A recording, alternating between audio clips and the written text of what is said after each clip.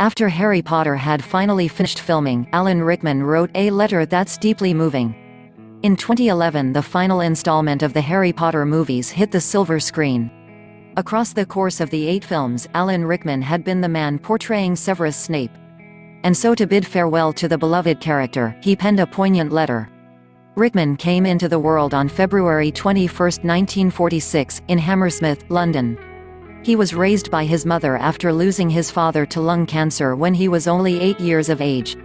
Rickman developed into a talented artist, and following university he actually started a graphic design business with his friends. However, Rickman realized that acting was his true calling. So he auditioned for the Royal Academy of Dramatic Art and was accepted. After graduating, the actor started performing on stage in various theatre productions and was part of the Royal Shakespeare Company. It was in 1988 that Rickman got his first break in Hollywood. He made the transition from stage to screen with a major role in Die Hard. Rickman was already 41 years old when he made his film debut, portraying antagonist Hans Gruber in the action movie starring Bruce Willis. Rickman wasn't sure about taking the role at first. But thankfully he did, and he consequently became a celebrated on-screen villain. And this status was only further cemented when he played the Sheriff of Nottingham in 1991's Robin Hood, Prince of Thieves. However, seemingly determined to show that he could also take on other roles, Rickman turned his hand to comedy. The actor appeared in movies such as Dogma and The Hitchhiker's Guide to the Galaxy. Of course, many fans will also know Rickman for his role as Emma Thompson's husband in the hit romantic comedy, Love Actually. With so many popular roles under his belt, perhaps it's no surprise that Rickman also has several awards to his name. The star received a BAFTA for Robin Hood, Prince of Thieves.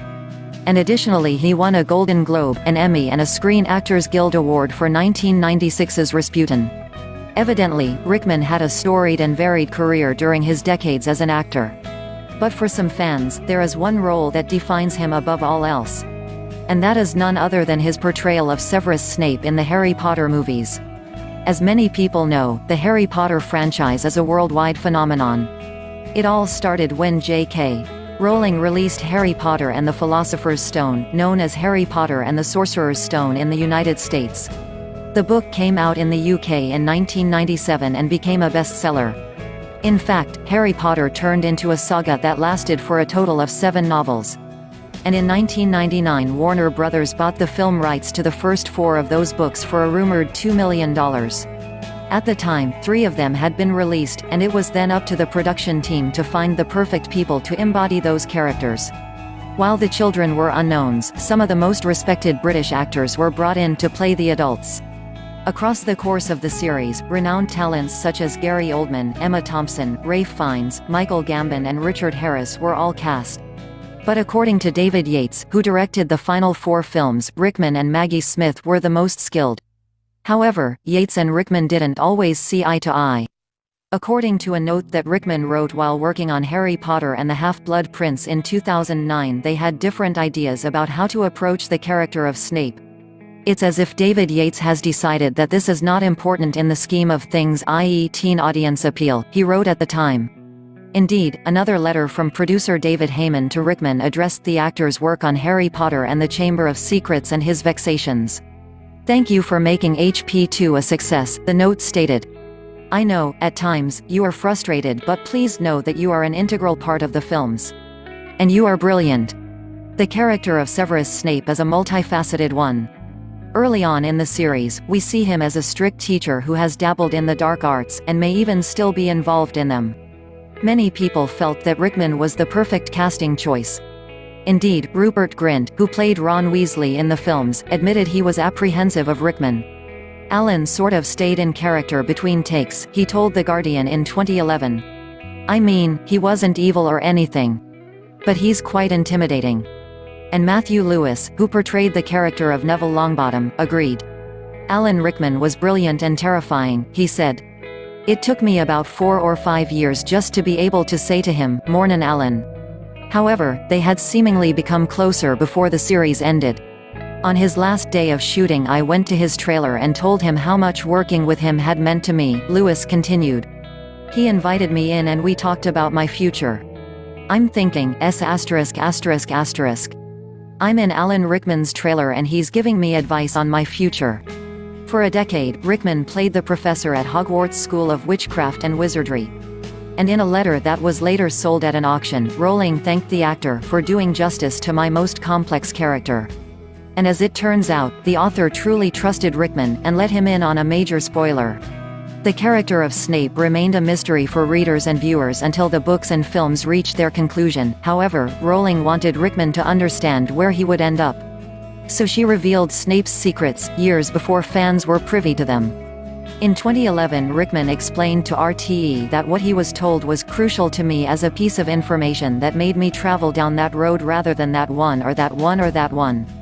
However, he swore to keep the information to himself, and did just that.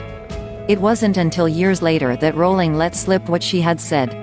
Rowling explained on Twitter in 2016, "I told Alan what lies behind the word always. You see, Snape had been in love with Lily Potter, mother of Harry, since childhood. So he gave the appearance of aligning himself with the villainous Voldemort in order to protect her son at all costs, making him a hero to many fans." Producer Heyman said that Rickman took the secret seriously and considered it whenever he was on set. It was quite amusing, too, because there were times when a director would tell Alan what to do in a scene and he would say something like, "No, I can't do that, I know what is going to happen and you don't," he told the Los Angeles Times. It seems that being let in on Rowling's big secret only helped Rickman to become the perfect Snape. He had a real understanding of the character, and now looking back, you can see there was always more going on there, a look, an expression, a sentiment, that hint at what is to come, he added. The shadow that he casts in these films is a huge one and the emotion he conveys is immeasurable. After the truth came out, Rickman also discussed the information about the character that Rowling had kept under wraps for years.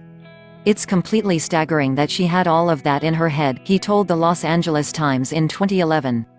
"Rumor has it that she put the ending in a bank vault when she was writing the beginning.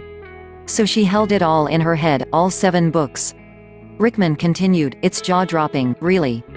When we started she had only written 3 of the books, so it was like trying to walk down 2 potential roads, not at all knowing what the end would be, but having some sense of what that man's life was. I knew with Snape I was working as a double agent, as it turns out, and a very good one at that. Just as Snape and the man who played him were an integral part of Harry Potter, so too was the franchise important to Rickman.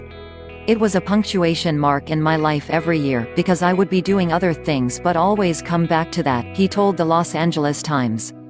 "And I was always aware of my place in the story even as others around me were not." And Rickman also reflected on the saga coming to a close. "Am I sad? The point about a great story is that it's got a beginning, a middle and end," he said. The ending of this story was quite popular and beautifully judged by Joe Rowling and David Yates, so it's not a cause for sadness, it's a cause for celebration that it was rounded off so well. But when the time came for his final day as Snape, Rickman chose a touching way to commemorate it. After completing production on Harry Potter and the Deathly Hallows, Part 2, the star penned a letter for Empire magazine. In it, he reflected on his time with the franchise. In particular, Rickman looked back on working with Rupert Grint, Emma Watson, who played Hermione Granger, and Harry Potter himself, Daniel Radcliffe. "I have just returned from the dubbing studio where I spoke into a microphone as Severus Snape for absolutely the last time," he wrote in the April 2011 note. On the screen were some flashback shots of Daniel, Emma, and Rupert from 10 years ago. Rickman explained that the children had been only 12 years old at the time. And he had not only seen them grow within Harry Potter but additionally by following their careers beyond it. "I have also recently returned from New York, and while I was there, I saw Daniel singing and dancing brilliantly on Broadway," he wrote. "A lifetime seems to have passed in minutes." Rickman also remembered that fateful conversation when Rowling told him the truth about Snape. 3 children have become adults since a phone call with Joe Rowling, containing one small clue, persuaded me that there was more to Snape than an unchanging costume, and that even though only 3 of the books were out at that time, she held the entire massive but delicate narrative in the surest of hands," Rickman shared. Rickman concluded by expressing his appreciation of Rowling. "It is an ancient need to be told stories. But the story needs a great storyteller," he added. "Thanks for all of it, Joe." It was a moving farewell to a world that Rickman had seemingly become deeply entrenched in. But just a few years after Rickman said goodbye to Snape, the world said goodbye to him. According to reports, the actor had allegedly suffered a stroke in August 2015. And although it wasn't a major stroke, it seems that Rickman was soon after given some devastating news. Rickman discovered that he had pancreatic cancer that was incurable. But instead of opening up about his illness, he only told the people closest to him what was going on. So the world was left in shock when he died at 69 years of age on January 14, 2016. Following his passing, Rickman's letter was shared once again by Empire. And fans found it deeply moving and heartbreaking. Some revealed that they had treasured that issue of the magazine since it was first released, almost 5 years before the actor's passing. Such a lovely and touching letter. Eloquent, thoughtful, memorable. Alan Rickman, thank you for your years of dedication to the arts, one Twitter user shared. Another added, that brought tears to my eyes. We have not only lost a great actor but also an amazing mentor for coming generations. After Rickman died, fans flocked to London's King Cross station. There, they established a memorial beneath the sign for Platform 9 3/4, which features in the Harry Potter saga. And it was furthermore clear just how much he meant to his colleagues from the series, after they paid tribute following his death. I'm very sad to hear about Alan today.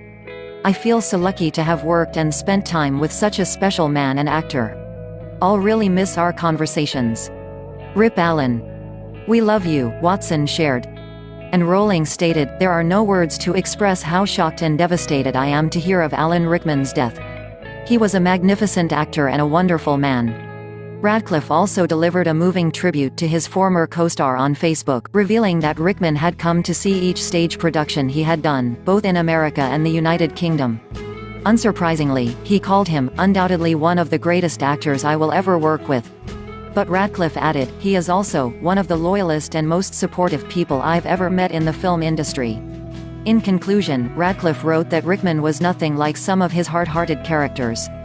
Alan was extremely kind, generous, self-deprecating and funny. And certain things obviously became even funnier when delivered in his unmistakable double bass, he shared. Working with him at such a formative age was incredibly important, and I will carry the lessons he taught me for the rest of my life and career. Film sets and theater stages are all far poorer for the loss of this great actor and man.